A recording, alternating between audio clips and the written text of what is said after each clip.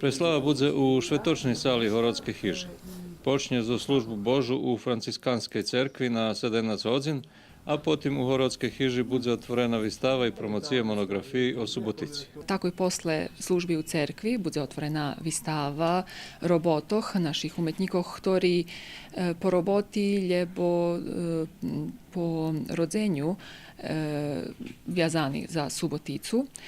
Slovo o dvoch najsce poznatih umetnikoh ruskiej zajednici, Aleksandar M. Lukić i Eugen Treci Kočiš, jak i o jednej mladej umetnici, która žije chvíľkovo u Parizu, Andrej Palatinus. Hlavna podija bude Švetočna akademija, ktorá počne na 20 hodin. Toho roku, pretože to nie prava scena i njet pravej sceni u tej sali, programa prilagodzena takomu tipu.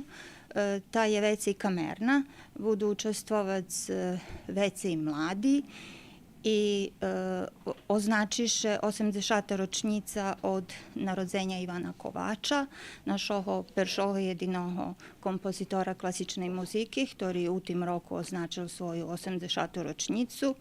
A tiž takše spomnjeme i na Mafteja Vinaja, našoho poeti.